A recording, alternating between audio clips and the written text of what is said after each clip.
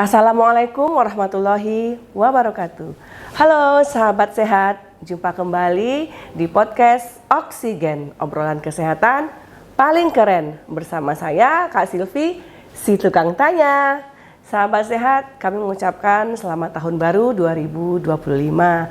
Nah, di episode perdana ini kami akan memenuhi permintaan sahabat sehat semua yang dikirim melalui komen Instagram, TikTok, dan YouTube kami, yang mana sahabat sehat meminta untuk dibahas apa itu PCOS. Apakah penderita PCOS dapat hamil? Ini permintaan dari pejuang garis 2. Nah, pada kesempatan kali ini telah hadir bersama kita narasumber kita, dokter spesialis kebidanan dan kandungan RSUD Teluk Kuantan. Telah hadir bersama kita Dr. Nofriadi. Halo dok, apa kabar dok? Alhamdulillah sehat, baik. Ya dok. Nah, sebelum kita mulai dok, disapa dulu sahabat sehat kita semua dok. Baik, Assalamualaikum, selamat bertemu. Saya Dr. Nofriadi SPOG, dokter spesialis kebidanan dan penyakit kandungan di RSUD Teluk Kuantan. Salam sehat untuk kita semua. Baik dok, mungkin kita langsung aja ya dok ya. Ya, silakan. Gini dok, sebenarnya banyak nih permintaan dari sahabat sehat kita semua mereka ingin mengetahui apa sih itu PCOS. Kemudian saya juga ada mendengar nih dok, ada yang namanya PCO, ada juga PCOS. Iya. Mereka berdua ini samakah atau berbeda dok? Ya baik, ini sebenarnya bukan suatu hal yang sama, tapi PCO itu bagian dari PCOS. Kalau PCOS itu ada Polycystic Ovarian Syndrome, jadi sindrom itu adalah kumpulan dari gejala. Sedangkan PCO itu adalah Polycystic Ovarium. Jadi Polycystic Ovarium itu sebenarnya adalah gambaran dari ultrasound, gambaran dari USG, keadaan indung telurnya itu membentuk suatu kista kecil-kecil yang kalau kita lihat di alat ini indung telurnya itu seperti berbenjol-benjol saja semua, tapi kecil-kecil, sehingga tidak ada menghasilkan ovulasi. Dan inilah juga salah satu sindrom dari PCOS itu nanti adalah salah satunya nanti kaitannya dengan masalah fertilitas, masalah kesuburan. Jadi PCO ini adalah bagian dari PCOS. Mereka ini sama-sama penyakit kah dok? Seperti yang saya katakan tadi, kalau namanya sindrom itu adalah kumpulan gejala ya. Dia terkait dengan manifestasinya dengan yang lain nanti. Kemudian sedangkan PCO itu adalah gambaran organ, kondisi organ dari ovariumnya sendiri, dari indung telurnya itu yang membentuk suatu kista kecil-kecil yang banyak gitu. Makanya disebut dengan poli, itu artinya banyak, cis itu artinya kista. Jadi kalau polycystic itu artinya kista yang banyak. Nah, seperti itu. Kemudian dok, rentang usia berapa sih dok seorang wanita itu bisa terserang atau menderita PCOS? Apakah dari rentang usia 20 tahun ke atas atau hanya kepada wanita yang telah menikah saja dok? Baik, terkait dengan risiko, kita untuk PCOS itu kita sebut dengan ada 3F ya. Ada female artinya perempuan, kemudian ada 40 itu artinya 40-an, berarti risiko itu akan meningkat pada usia di atas 40 tahun. Tapi di usia belasan juga sudah terjadi gitu ya. Tapi paling tinggi itu nanti kejadiannya adalah di umur 40 tahun ke atas. Kemudian fatty. Artinya gemuk, obesitas ya. Nah, jadi itu adalah faktor risiko juga ya untuk terjadinya suatu keadaan Polycystic Ovarian Syndrome. Jadi tidak membatasi usia itu cuma di dewasa, remaja ataupun dewasa muda saja, seperti itu. Gitu. Jadi usia remaja saja mereka sudah bisa mengalami PCOS ini ya dok ya? Iya. Jadi penyebabnya sebenarnya apa dok PCOS ini dok? Secara ilmu kedokteran penyebab pasti dari PCOS itu belum diketahui dengan pasti ya. Tetapi sangat erat kaitannya dengan sistem hormon tubuh gitu ya.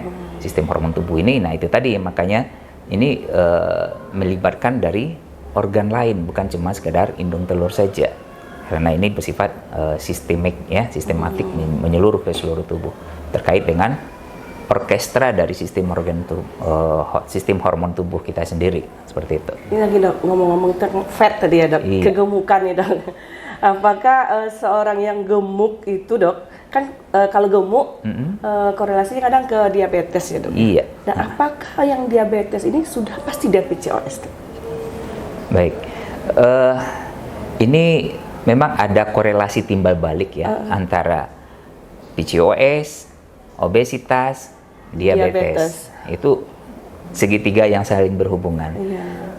Kita lihat dulu dari diabetes, karena diabetes ini boleh dikatakan ini adalah genetik ya, bawaan. Jadi kalau punya keturunan diabetes, maka faktor risiko terjadi diabetes itu akan jadi sangat besar. Dan karena kita, sebagaimana kita ketahui, faktor keturunan itu adalah faktor yang tidak bisa kita koreksi. Bisa kita koreksi, bisa kita rubah juga ya dok. Tidak bisa kita rubah. Saya mau jadi anak siapa kan nggak bisa. Nah gitu ya. Nah ini jadi kita lihat dari sisi diabetes. Diabetes ini kalau di mata kita di dunia kedokteran itu sama dengan lokomotifnya penyakit. Begitu diabetes terjadi, maka penyakit-penyakit yang lain akan ikut menyertai. Apakah itu nanti terjadi mikroangiopati namanya, mikroangiopati maupun makroangiopati. Mikroangiopati itu bisa mengenai nanti pada jantung, pada otak, pada ginjal, pada mata, pada saraf, pada kulit gitu ya. Nah, makanya sering diabetes itu nanti akan mengenai organ-organ tersebut, misalnya terjadi kebutaan, kerusakan mata, penyakit jantung, stroke pada ginjal, kemudian pada kulit terjadi luka-luka yang karena sudah baal gitu ya, mati rasa. Kemudian juga pada ovarium, ovarium juga akan terdampak, pada ginjal juga sering kita cuci darah. Ini bagiannya penyakit dalam yang lebih apa nanti ya yang menjelaskan. Tapi ini akan terkait. Nah, dengan sistem hormon tadi, nah insulin akan mengakibatkan produksi hormon testosteron itu akan tinggi. Nah, akibat hormon testosteron tinggi sehingga nanti akan menghalangi proses pertumbuhan efek dari hormon estrogen, sehingga pertumbuhan sel telur akan terhambat. Sehingga akan apa nanti terjadi gangguan haid, terjadi fertilitas terganggu, kesuburan terganggu. Nah, kaitannya dengan insulin udah jelas, diabetes Pak, itu sama dengan insulin gitu ya, karena itu aktivitas insulin gitu ya. Kerja insulin itu kan bagaimana merubah glukosa menjadi energi maupun untuk bagaimana. Jadi intinya peran insulin itu adalah mengendalikan gula darah. Jadi gula darah dalam batas yang tinggi itu akan menjadi masalah bagi semua sel di tubuh kita. Semua sel akan terdampak dengan tingginya kadar gula di dalam darah. Kira seperti itu. Gejala PCOS itu sendiri apa dok? Biar agar kita sesama wanita nih bisa lebih aware gitu dok. Oke. Ya, jadi kalau PCOS itu sebenarnya adalah diagnosa ya. Nah, jadi dalam dunia kedokteran terutama di bidang obstetrik ginekologi kita mengenal istilahnya kriteria Rotterdam. Jadi 2 dari 3 kriteria itu terpenuhi maka disebut dengan PCOS gitu ya. Yang pertama sindromanya itu adalah hirsutisme. Jadi adanya gejala maskulinisasi ya. Maskulinisasi itu artinya tingginya hormon kelaki-lakian pada orang tersebut ya. Makanya dibilang cowok maskulin ya dok. Nah iya, maskulinisasi gitu ya. Jadi gejalanya seperti apa? Nanti akan tumbuh rambut yang banyak gitu ya. Tadi saya juga singgung tadi makanya pada nanti ada yang perempuan berkumis atau apa gitu ya, tanda-tanda maskulin itu lebih dominan. Kemudian nanti akan muncul gejala pada kulit berjerawat gitu ya. Nah, itu sindroma pertama. Yang kedua nanti adalah gambaran tadi dari ultrasound adanya ovarium yang polikistik. Nah, ini kriteria kedua. Ketiga nanti adalah adanya gejala seperti berjerawat gitu ya. Berjerawat, kemudian gejala maskulinisasi dan polikistik gitu ya. Kemudian nanti gejalanya adalah gangguan menstruasi. Jadi seringnya yang membawa seorang penderita atau seorang perempuan itu ke dokter itu adalah karena gangguan haidnya gitu.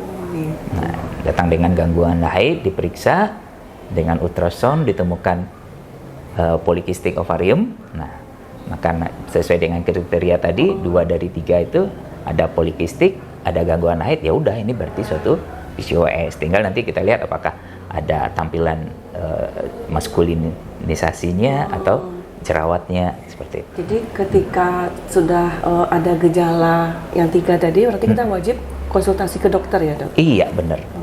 Jadi 3 bulan udah nggak haid aja udah mengarah ke PCOS ya dok ya? Iya. Gitu. Nah, gini dok, kalau kita sudah hamil gini dok, Iya. apakah PCOS kita ini sembuh dok? Sebenarnya kan PCOS itu terkait dengan sistem hormon. Sementara hamil pun juga akan pengaruhi sistem hormon. Dan itu sifatnya akan bersifat sementara. PCOS-nya kalau seandainya insulinnya terganggu lagi, jadi segitiga tadi itu belum teratasi, obesitasnya tidak teratasi, ya dia muncul lagi. Bukan berarti yang obesitas tidak bisa hamil, enggak. Yang PCOS tidak bisa hamil, tidak. Seperti itu. Jadi ini pertanyaan sahabat sehat dok. Apakah wanita dengan PCOS bisa hamil atau bisa memiliki keturunan? Itu tadi jawabannya. Iya. Jadi yang PCOS pun juga bisa hamil. Tapi memang PCOS menjadi salah satu penyulit sulit hamil. Kalau untuk sulit hamil ini mungkin kita butuh satu waktu yang tersendiri lagi ya Beda untuk lagi masalah materinya. fertilitasnya gitu Iya. ya. Nah, karena kalau untuk fertilitas kita harus pastikan indung telurnya baik, saluran telurnya tidak tersumbat, tidak ada gangguan pada rahimnya, baik itu miom, polip, kemudian juga mulut rahimnya tidak ada polip gitu ya. Nah, kemudian di mulut rahim juga tidak ada infeksi. Nah, ini banyak faktor yang mempengaruhi masalah fertilitas gitu ya. Jadi kalau yang terkait dengan PCOS itu adalah terkait dengan ovulasi sel telurnya. Apakah indung telur bisa menghasilkan sel telur secara rutin dan baik kualitasnya. Nah, itu akan mempengaruhi terhadap fertilitasnya. Bisakah PCOS ini disembuhkan dok? Nah, seperti yang dikatakan tadi, ini suatu sistem orkestrasi itu bisa berulang gitu ya. Jadi makanya untuk penyembuhan PCOS itu karena terkait tadi dengan hormon insulin, hormon testosteron, hormon estrogen, hormon FSH, maka yang benar-benar bisa mengendalikan atau mengontrol PCOS ini adalah lifestyle, gaya hidup. Gaya hidup. Nah, karena itu terkait dengan insulin, karena insulin itu kata kuncinya gitu ya untuk PCOS. Kalau insulinnya itu bisa dikendalikan, kan maka PCOS-nya juga akan bisa dikendalikan. Kemudian saya ada mendengar juga dok, PCOS ini bisa menyebabkan kanker ya rahim ya dok? Sebenarnya tidak ada kaitannya ya. Kanker rahim dengan PCOS tidak ada kaitannya, karena memang untuk saat ini ya di dunia kedokteran yang namanya kanker itu penyebabnya itu adalah unknown, tidak diketahui. Cuma sebagian kecil baru kanker itu yang diketahui ya. Seperti di bidang kebidanan kandungan itu kanker serviks. Iya. Nah, itu sudah diketahui bahwa penyebabnya adalah infeksi oleh HPV, Human Papillomavirus gitu ya, tipe 16. Nah, itu sudah diketahui, makanya sekarang juga sudah ada vaksinisasi untuk CA cervix karena kita sudah tahu penyebab pastinya. Kemudian dok, bagaimana dok dengan penanganan PCOS ini dok? Apakah bisa dengan minum obat saja atau bagaimana dok? Ya, kembali lagi penanganannya adalah bagaimana kita mengendalikan yang segitiga tadi itu ya, terutama hormon insulinnya. Hormon insulin, faktor risiko tadi ada fatty gitu ya. Nah, fatty-nya itu obesitasnya. Iya. Jadi bagaimana membuang lemak yang tidak perlu itu, cadangan depositonya. Makanya saya sering bercandain pasien saya, Bu, depositonya jangan di badan, di bank aja gitu. Oh, di bank aja, jangan di badan ya dok.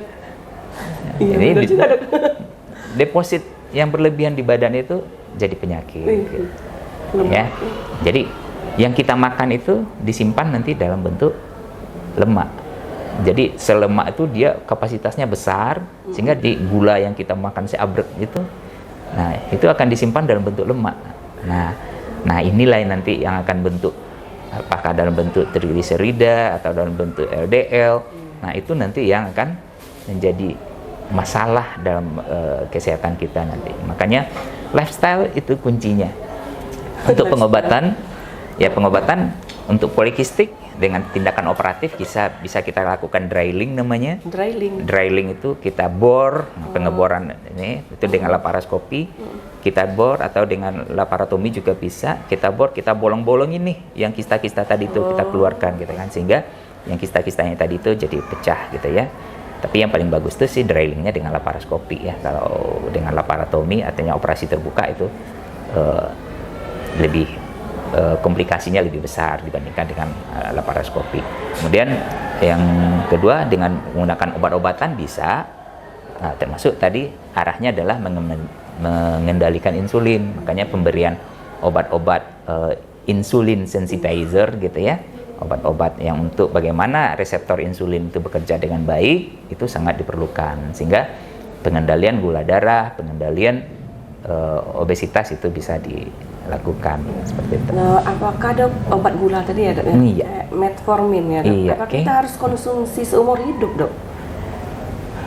Sebenarnya itu tadi, obat itu sifatnya adalah ajuvan, pembantu, Membantu ya. bukan yang utama. Jadi penanganan utama dari PCOS itu adalah lifestyle. Jadi Kembali ke lifestyle. percuma kita beri obat insulin sensitizernya, insulinnya bekerja dengan baik, tapi yang mau diolah oleh insulin ini banyak banget gitu loh. Nah, jadi itu melebihi kapasitas gitu kan, dan itu nanti itu jadi lingkaran setan. Obesitas akan mengakibatkan insulinnya perlu diketahui bahwa obesitas itu adalah satu gejala dari sindroma metabolik namanya. Jadi sindroma metabolik itu adalah sebenarnya akibat terjadinya hiperinsulinisme juga. Jadi kadar insulin yang juga sudah tinggi. Jadi nanti ujung-ujungnya apa? Insulin itu dihasilkan oleh pankreas.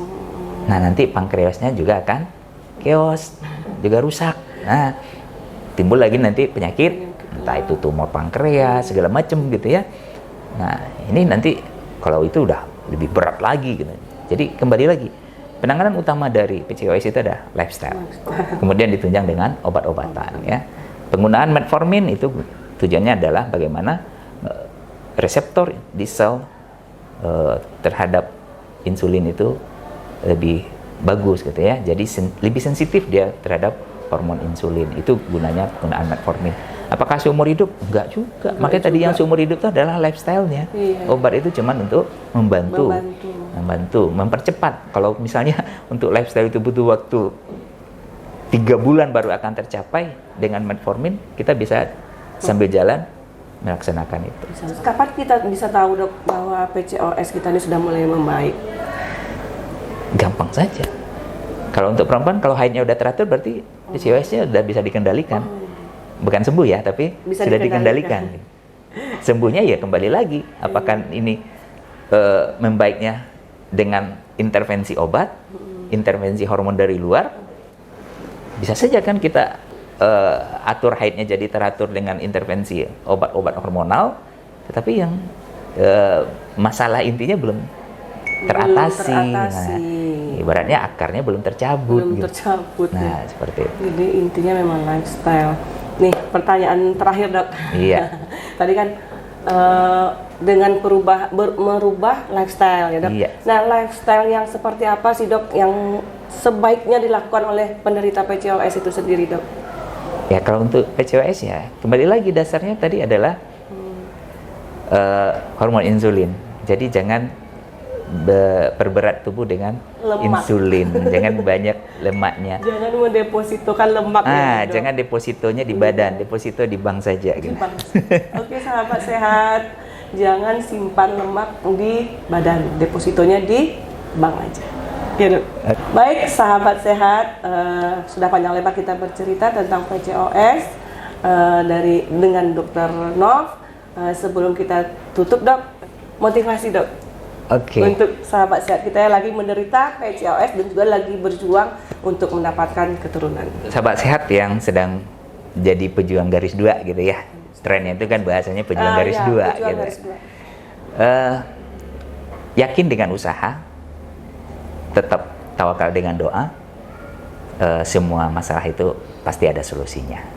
Bagaimana hidup sehat? Satu kalimat yang selalu saya ingatkan kepada siapapun, baik itu klien saya, pasien saya, saudara saya. Sehat itu mahal. tapi sakit jauh lebih mahal. Ingat itu. Baik, sahabat sehat, demikianlah podcast kita pada siang hari ini. Bagi sahabat sehat yang merasa video ini bermanfaat, silakan share dan bagikan video ini kepada teman dan keluarga Anda. Dan jangan lupa bunyikan selalu tanda lonceng untuk mendapatkan notifikasi video terbaru dari kami. Dan jangan lupa untuk selalu like, subscribe, dan share semua akun media sosial PKRS RSUD Teluk Kuantan. Akhir kata, saya Kak Silvi, si tukang tanya bersama Dr. Noviandri SPOG. undur diri. Jangan lupa hiasi harimu dengan oksigen, obrolan kesehatan paling keren. Terima kasih dok. Terima kasih.